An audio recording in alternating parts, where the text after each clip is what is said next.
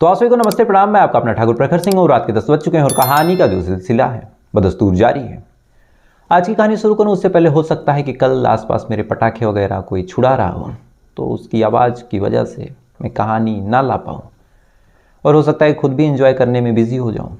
तो उसके लिए आज ही आप तमाम देशवासियों से, आप तमाम दर्शकों से दीपावली की हार्दिक बधाई और शुभकामनाएं देता हूँ। ईश्वर से यही प्रार्थना है कि आप लोग जीवन में आगे बढ़ें, तरक्की करें। दीपावली के दिन ही आप लोगों के जीवन में भी खुशियों का प्रकाश जगमगाए। आप लोग सुरक्षित तरीके से दीपावली मनाएं, आपकी वजह से किसी का नुकसान ना हो, आप लोगों की वजह से किसी का कोई ऐसा बुरा ना हो जाए जो शायद बाद में आपके लिए दुख का सबब बने। अब ये बातें मैं कोई ज्ञान देने के लिए नहीं बोल रहा हूँ, साथ ही ये भी नहीं कहूँगा कि आप लोग पटाखे ना दगाएं, उससे पोल्यूशन होता है, हम लोग परेशान होते हैं, कुत्तों को डर लगता है, न जाने कितनी सेलिब्रिटी हैं उनको उसी दिन अस्थमा हो जाता है। आप लोग खूब पटाखे दगाइए, बस सुरक्षित रहने का मतलब ये है कि इतनी दूरी से आप जलाएं कि हाथ वगैरह ना जलें। कोई बच्चा वगैरह हो तो आप उस पटाखे को उस बच्चे से दूर रखें। साथ ही रही बात इन्वायरमेंट की, तो अगर हम लोगों ने साल के 364 दिन इन्वायरमेंट का पूरा ख्याल रखा है, तो एक दिन अगर नहीं रखेंगे तो आई डोंट थिंक कि उससे कोई आफत आ जाएगी। और अगर 364 दिन नहीं रखा है तो एक दिन रख भी लेंगे तो उससे भी कोई फ़र्क नहीं पड़ने वाला। तो पटाखे वगैरह आप लोग आराम से चलाइएगा। कोई ज्ञानचंद अगर आपके आसपास हो तो उस एक दिन के लिए उससे दूरी बना के रखिएगा, क्योंकि कुछ लोग होते हैं जो ज्ञान बहुत देते हैं। अच्छा, कुछ लोगों की एक कमी भी है, मैं कहना नहीं चाह रहा था लेकिन अब मौका है तो कह ही देता हूँ। कुछ लोगों की कमी है, जब ऐसे कमेंट्स लोग करते हैं कि पटाखे ना जलाओ, ये ना करो, तो उस पर वो लोग कहते हैं कि हमको तो बहुत ज्ञान दे रहे हो, मुस्लिमों को बोल के दिखाओ कि बकरा ईद पे ये ना काटे वो ना काटे। यही सबसे बड़ी कमी है। आपके बारे में, आपके रिलीजन के बारे में कोई कह रहा तो आप उसका डिफेंड खुद करो। ये आप मत कहो कि हमको तो बोल रहे हो, उसको भी बोलो। भैया उसने अपना डिफेंड किया, उसको कोई नहीं बोल रहा। आपने हमेशा यही कहा कि आप हमको बोल रहे हैं तो उसको भी बोलिए। आपका स्टैंड ये होना चाहिए कि ना तो उसको बोलो ना तो हमको बोलो। वो बकरा ईद पे अपना बकरा काटे, हम दीपावली पे पटाखे जलाएंगे। इन दोनों घटनाओं से कोई इन्वायरमेंट पे फ़र्क नहीं पड़ने वाला। लेकिन हमारा ये स्टैंड हो जाता है कि हमको दीपावली पे बोल रहे हो तो उनको बकरा ईद पे बोलो। भैया क्यों बोले? आप अपना भी बचाव करो, अपना स्टैंड इतना मजबूत रखो कि आपको दीपावली पे भी ना बोलें। लेकिन ये डबल स्टैंडर्ड वाले लोग ही हैं जो ऐसे लोगों को बोलने की परमिशन देते हैं। कोई भी मौलवी, कोई भी मौलाना पूरे दीपावली पे आप नहीं बता सकते जिसने कहा हो कि पटाखे मत जलाइए। वो हमारे ही लोग हैं जो ऐसी बातें बोलते हैं। तो आप उसमें भी दूसरों को टारगेट करवाते हैं कि उनको कहिए कि उनको भी रोकें, जबकि आपको ये कहना चाहिए कि आप हमको ना रोको। तो एक चीज़ें हैं जो हिंदुस्तान में चल रही हैं और कहीं ना कहीं बड़ी शर्मनाक हैं और बड़ी अफसोसनाक भी हैं। कोई इस बारे में बात भी नहीं करना चाहता कि कहीं उसकी टीआरपी न घट जाए, कहीं उसकी फैन फॉलोइंग न घट जाए, लोग उसका बाइकआउट न करने लगे। लेकिन सच बोलने में बाइकआउट का डर नहीं होना चाहिए, क्योंकि आज नहीं तो कल लोगों को आपकी बात समझ में आएगी। तो दीपावली आप लोग बहुत अच्छे से मनाइएगा, सुरक्षित तरीके से मनाइएगा और अपना ख्याल रखिएगा।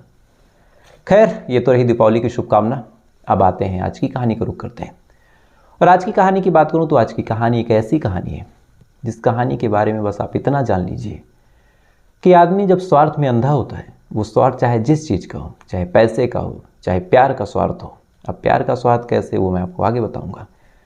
चाहे वो शोहरत का स्वार्थ हो, तो आदमी ऐसे ऐसे काम कर जाता है जिस काम की कल्पना उसने शायद सपनों में भी नहीं की थी, और जिसके साथ करता है उसने भी नहीं सोचा था कि ये आदमी मेरे साथ ऐसा करेगा।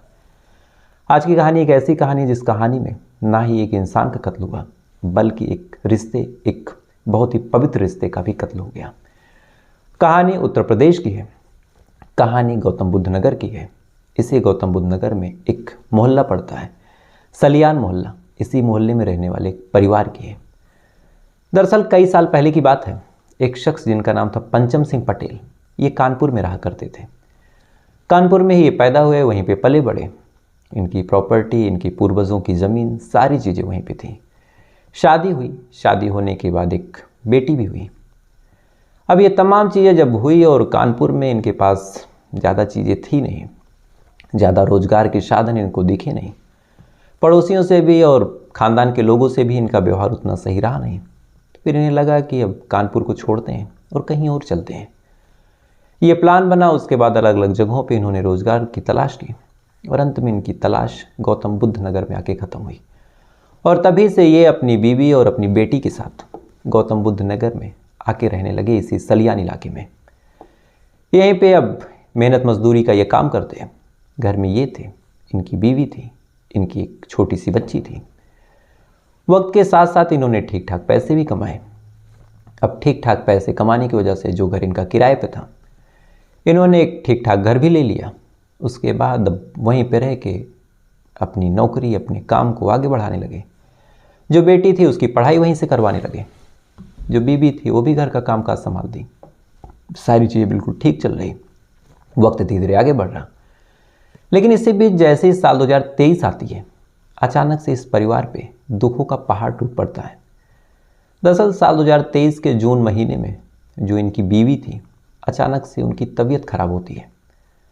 अब अचानक से तबीयत खराब हुई, पंचम सिंह पटेल उनको लेके हॉस्पिटल जाते हैं। हॉस्पिटल जाने के बाद डॉक्टर चेक करते हैं। चेक करने के बाद डॉक्टर कहते हैं कि आप इनको घर लेके जाइए, इनके पास ज़्यादा वक्त नहीं बचा है। अब ये शब्द डॉक्टर के मुंह से जैसे ये लोग सुनते हैं, चाहे बेटी हो चाहे पति हो यानी पंचम सिंह, ये तमाम लोग एकदम अब निराश, हताश, रोने लगते हैं। बीबी को लेके घर पे आते हैं, उसकी सेवा करते हैं, सत्कार करते हैं। लेकिन जैसा डॉक्टर ने कहा था, बीबी के पास ज़्यादा वक्त था नहीं।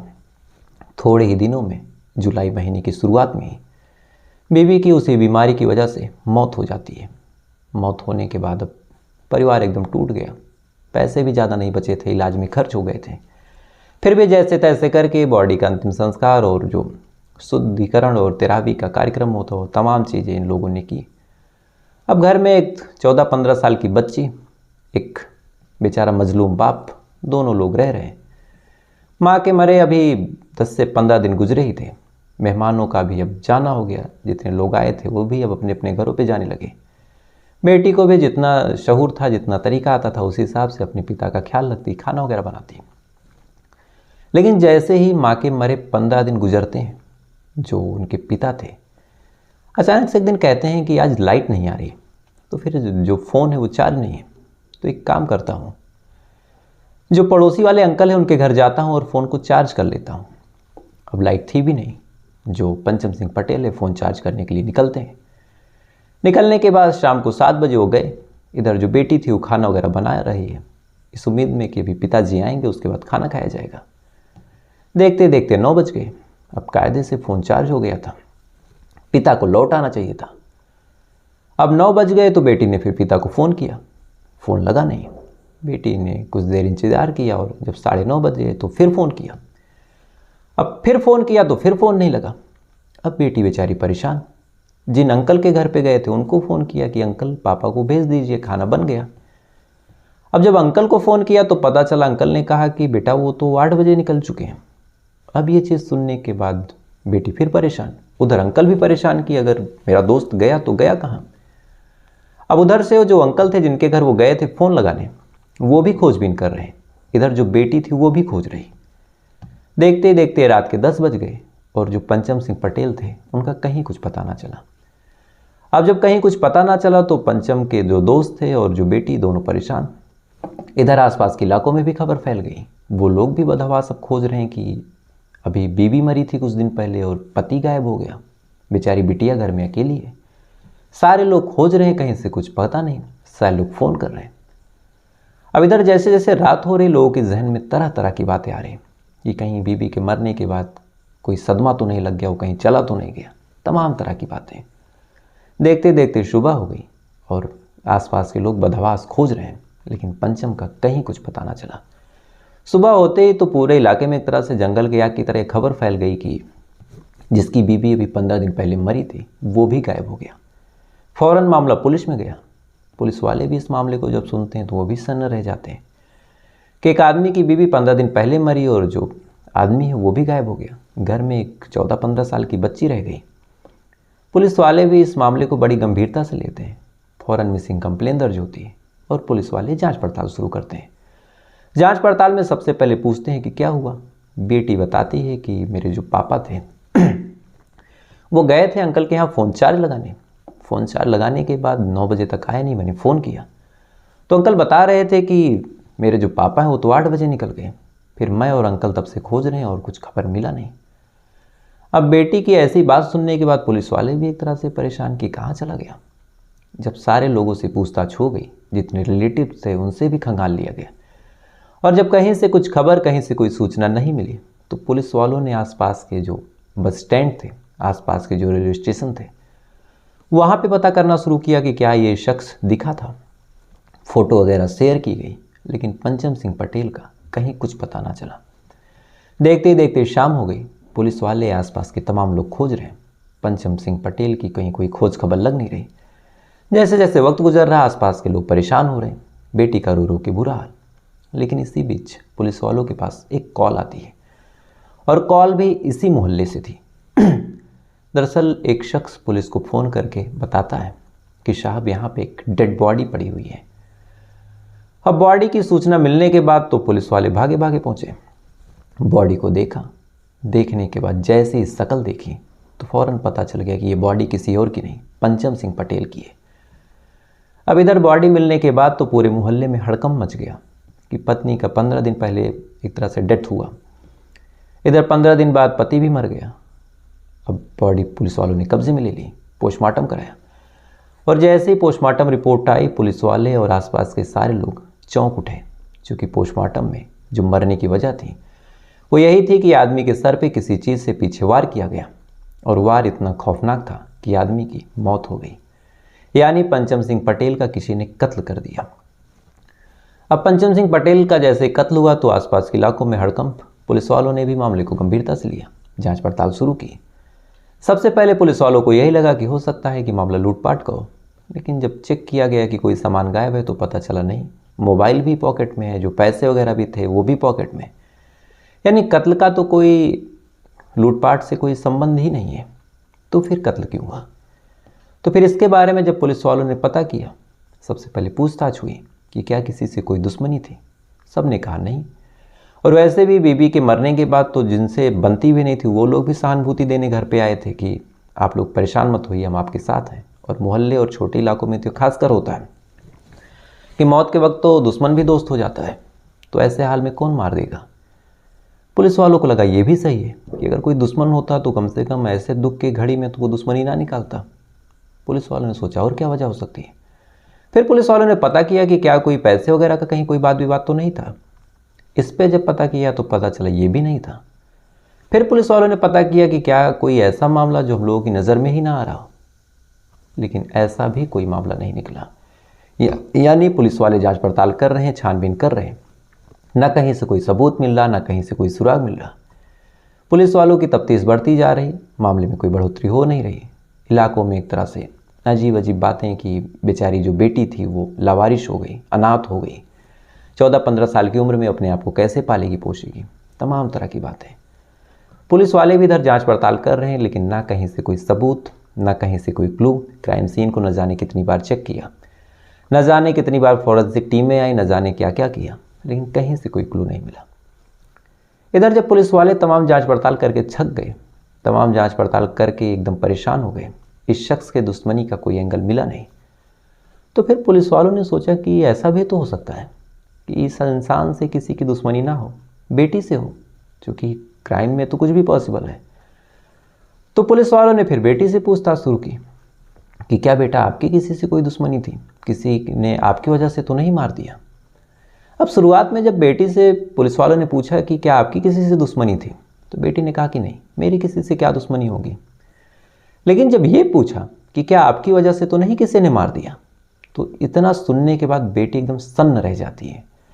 और जिस हिसाब से बेटी का व्यवहार था, जिस हिसाब से बच्ची का बर्ताव था, उसे सुनने के बाद, उसे देखने के बाद, उसे परखने के बाद पुलिस वालों को भी कहीं ना कहीं डाउट हो गया कि जो लड़की है वो कुछ जानती ज़रूर है, तो फिर क्या जानती है। लिहाजा पुलिस वालों ने अपने जो शक की सुई थी उस लड़की के इर्द गिर्द घुमा दी।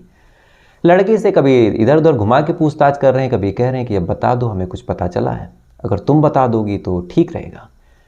इधर बच्ची जब लगातार लड़खड़ाने लगी तो फिर पुलिस वालों ने उस लड़की की कॉल डिटेल निकालनी शुरू की, और कॉल डिटेल में एक ऐसा नंबर था जिससे बार बार बात हो रही थी, और वो नंबर ना तो किसी रिलेटिव का था, ना ही कोई ऐसा शख्स जो इस परिवार को जानता हो, ना ही ऐसा कोई शख्स जिसको आसपास के लोग जानते हो। तो फिर ऐसा कौन है?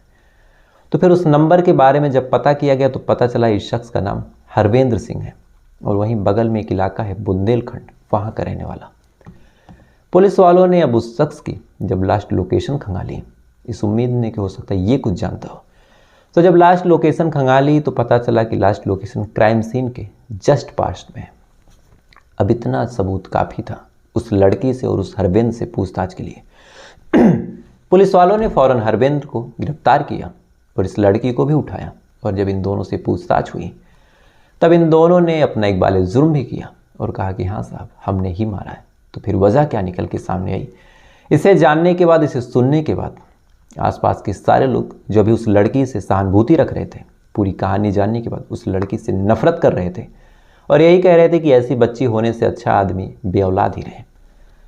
दरअसल जब इस शख्स की यानी इस लड़की की माँ की मौत हुई तो फिर बाप अपनी बेटी की लगातार केयर करता, लेकिन जब केयर करने लगा और लगातार अपनी बच्ची को देखता कि कहीं ऐसा तो नहीं है कि जो बच्ची है वो रात में रो रही हो, अपनी माँ को याद कर रही हो, तो कई बार ऐसा होता है कि जो पिता था बेचारा रात को उठता और अपनी बच्ची को चुपचाप देखने चला जाता कि बच्ची सो रही है या नहीं सो रही, कहीं रो तो नहीं रही, कहीं डर तो नहीं रही।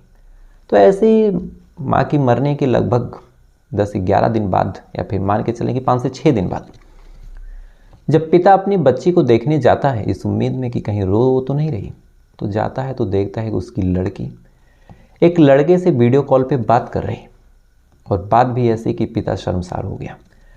अब इतना सुनने के बाद पिता बदहवाश फौरन कमरे में दाखिल हुआ।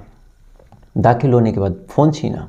फ़ोन छीनने के बाद पहले तो फ़ोन कट किया, उसके बाद उसने अपनी बेटी को डांटा फटकारा, कहा कि तुम ये क्या कर रही हो।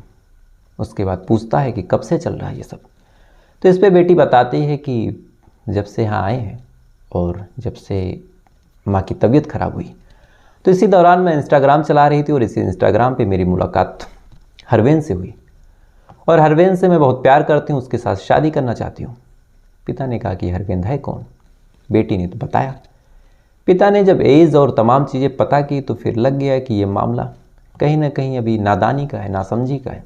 प्रेम प्रसंग की भी एक उम्र होती है, दोनों की उम्र में भी काफ़ी फासला। तो पिता ने अब अपनी बच्ची को डांटा फटकारा और साथ ही समझाना शुरू किया कि बेटा ये तमाम चीज़ें ठीक नहीं है, अभी तुम बहुत छोटी हो। लेकिन बच्ची को ये बात कहाँ समझ में आए। पिता जितना अपनी बच्ची को समझाता चला गया, यानी पंचम सिंह पटेल लगातार अपनी बेटी को जितना रोक रहे थे, जितना डांट रहे थे, वो तमाम चीज़ें उस बच्ची को, उस लड़की को, बच्ची भी कहना यहाँ एक तरह से पाप ही है, उस लड़की के अंदर अपने पिता के प्रति नफरत भर रहा था। माँ की मौत हो चुकी थी, रास्ते का कांटा अब कहीं ना कहीं पिता ही लग रहा था। तो फिर क्या, तो फिर इस प्लान बना कि इस कांटे को ही उखाड़ के फेंक देंगे।